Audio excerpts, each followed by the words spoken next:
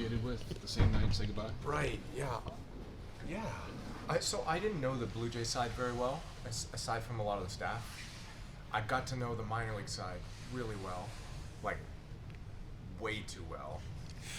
But I say that tongue in cheek. They took such good care of me. I had a really great experience down there.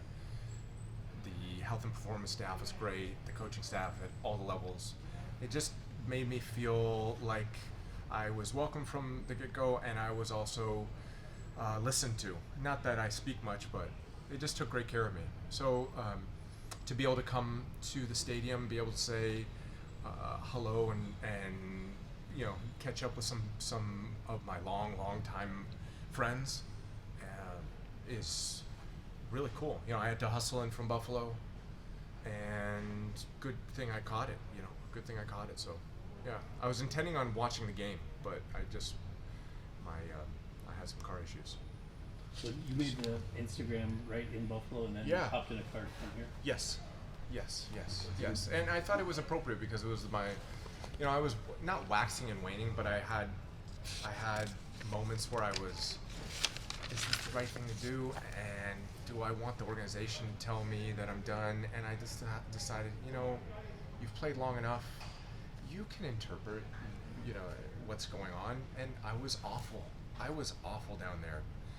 And the trend was not fast enough. And I didn't feel at any point in time like I was anywhere near Major League ready. And I can say to the very last pitch I was giving my very all, but there's an end for all athletes. Time is undefeated, as they say. And I can say with pride that I did the game. I did this baseball thing. I tried to do it with the what I was given, and using the guidance from the people who have instructed me and the people I've played with in my competition. So I have zero regrets, and I'm not regretful, but I'm saddened, genuinely saddened. I'm going to be a one team guy when it's all said and done. Now I'm going to be a Cincinnati Red, career Cincinnati Red. But I to the Reds fans, I wanted to play a year in Toronto at home in front of family, in front of my country, and it was one of those things where I to the Toronto fans, I desperately wanted to participate in games here and to be able to, I've got kids at I still train at the same facility as when I was 13 years old. How are you? Good. How are Sorry you wasted a trip. No, it's all good. Yeah, to the same facility I trained at when I was 13 years old. I've got kids coming up to me. Are you going to play for the Jays this year? I'm on the street, same thing.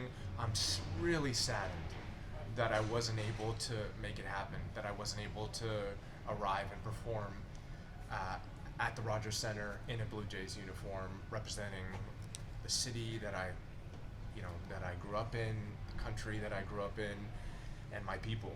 And I'm saddened by that.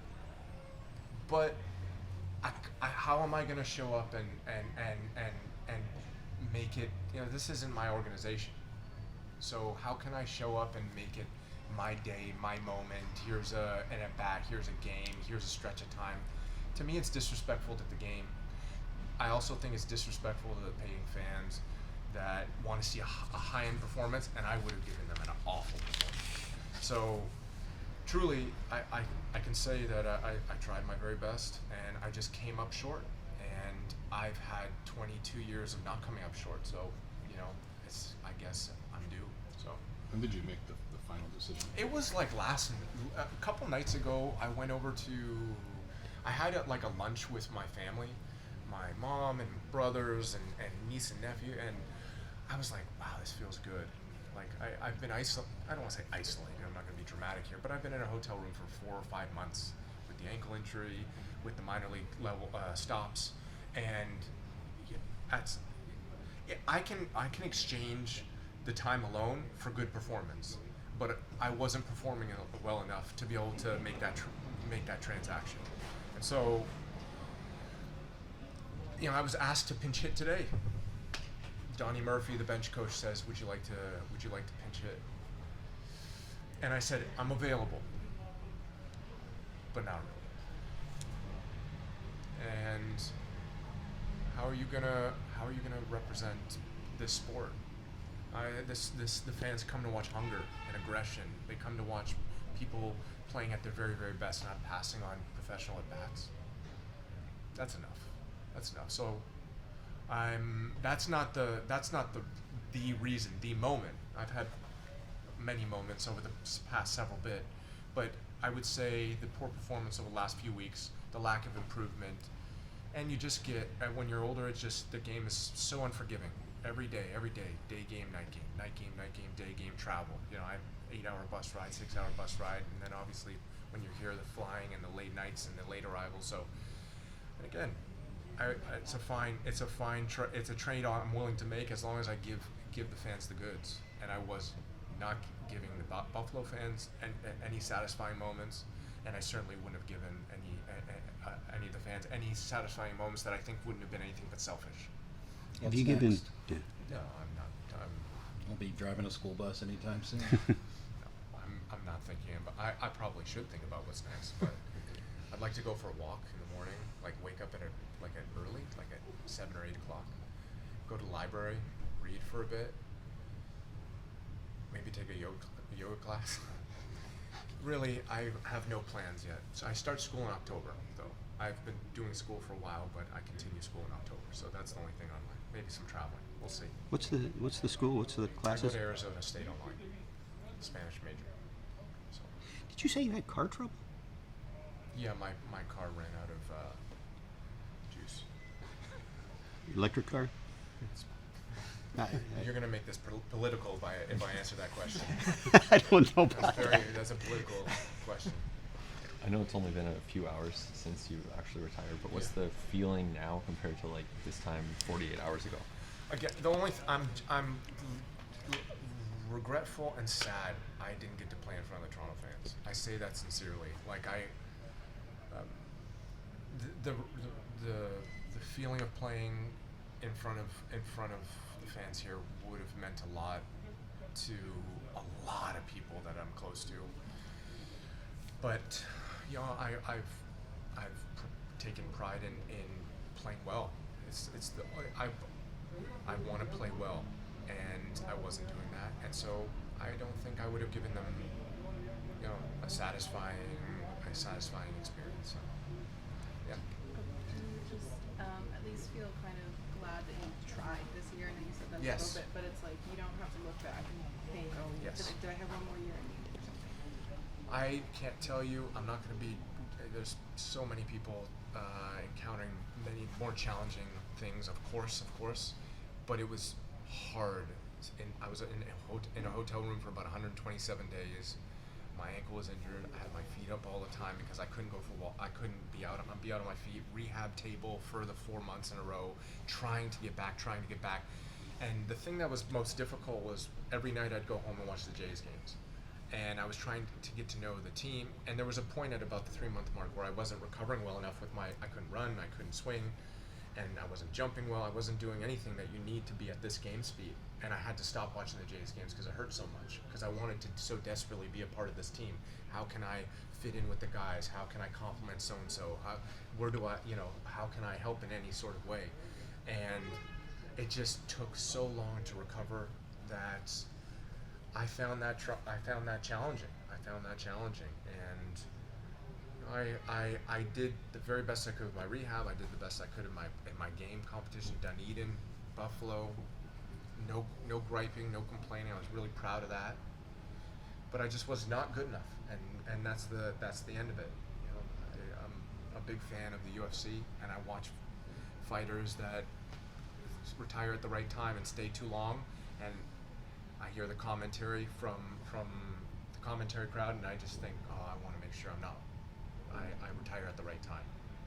Maybe I didn't. Maybe I retired too late. But yeah. So If they talk to you and want, would you go back to Cincinnati at some point this year? Maybe say hi to people, fans, whatever, if they wanted to do something. I just retired today. I think it was my way of acknowledging my relationship with the baseball community, Major League Baseball fans, and showing how thankful. I mean, this game's changed my life. I've become a man in this sport. I've built so many bonds, and my character's changed, and I'm just so thankful to have had the opportunity, because I'm a middle class kid from Mimico, Ontario, and I remember coming downtown on my bicycle to work with my dad at the yacht club across on one of the islands, taking the TTC to and from every day, with the hopes and dreams. Ironically, I saw Scott Thorman today, who works with the Kansas City Royals. He was the guy as a high schooler that was a first round pick, and I dreamed of being him. He signed for some money. He was a first round pick. He was an Atlanta Brave. He was trending in the professional direction, and I thought, I want to be him. And on my last day of my career, the guy I wanted to be. And so, you know, I am so humbled by where this game has taken me. I've done my part, of course, but the majority of it has been, I've been carried by the sport, the fans, the staff, everyone involved. I've learned how to be a better person because of the media. Just so many different reasons, ways that the game has changed me as an individual. So sorry. Go on. Yes, sir. You've had a number of sort of big moments here in Toronto over the years. Think back to World Baseball Classic in '09. You returned from the IL here in '09. Some other big games. Yeah. So when you think back to some of your times here in Toronto as a professional player, what will you look to or remember? I loved that I was able to perform well in front of my city, and that, you know, when you come home, you feel a great deal of pressure, and your buddies and your family kind of lightly, you know, needle you if you fall flat on your face. And whether when I played for Canada, I was able to play well on this stage, which was one of my favorite games in my entire professional career, or coming here and representing the Reds and being able to perform well on a consistent basis. Like I'm able to like say, you know, I killed it at home. Like I was able to perform really, really well, and that's a source of pride for me. So yeah, I didn't get to wear the uniform here, but at least my family and my friends and my community got to see me at my very best. Joey, when you said Hi. hi, nice to see you. Nice to see you. Sorry I was late to this. No, but- it's okay. I was just droning on. Okay.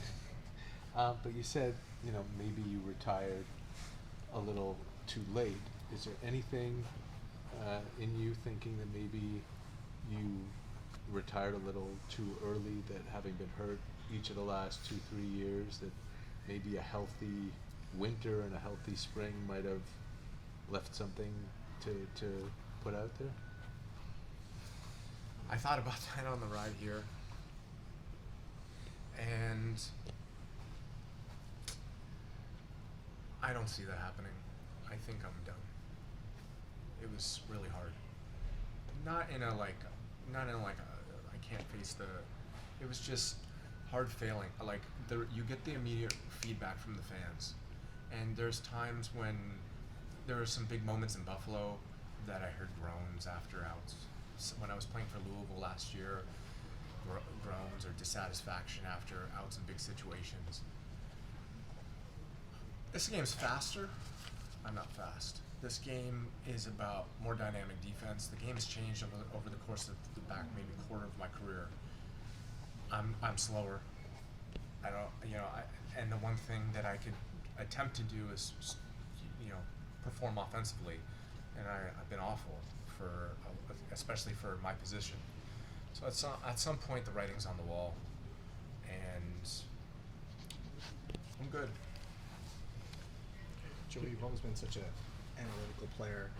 You'd be surprised. I'm like, not at all. It's a lot of feel and a lot of body. So. But I'd imagine that there was part of you that, or maybe not, but like, was your brain sort of able to still think the game, and maybe your body not able to respond? It's like a the way you physical wanted? game, 100%. It doesn't matter how. It doesn't matter how you think you can outwit someone. You have to be physical. This game, there's no chess in this game whatsoever. This is a, you know, heavyweight fight. This is I can't think of an analogy, but there's no tactics involved, limited tactics involved, and physical trumps everything, and yeah, physical's not there for me. That dinner 2 nights ago was out in Buffalo. Sorry. That dinner with your family 2 nights ago was out in Buffalo. It was close to Niagara Falls. Okay, Yeah. so in here. And so I just wanted to get the timeline right. When you were asked if you were available to pinch hit, was that today? That was this morning, and we planned on me not playing. Okay. And I told them, hey, if you need me, I'll pinch hit. Yeah. I'm on the roster, so you know I have a obligation. So But it they was don't- just more of like, do you want? It's available. We can give it to one of our guys, or do you want it? And my answer was, you know, basically like there's other guys that it's like I've always been on the attack. Always been on the attack. I wanted everything. I was pissed almost all the time my entire career if I ever got pinch hit for or somebody started in front of me. You know, that's the chip that was on my shoulder basically my whole career, and to be able to be like, it's too passive for this sport. So How much did you think about perhaps playing in the Jays uniform against the Reds? no, that wasn't a priority. The only thing, once I put the Jays uniform on, it was about the city, it was about the fan base, and you know, I'm not a Blue Jay. I'm not going to be. You know, there's no Toronto Blue Jays memories with me, so I wanted to be able to give that, and it just wasn't there. Yeah.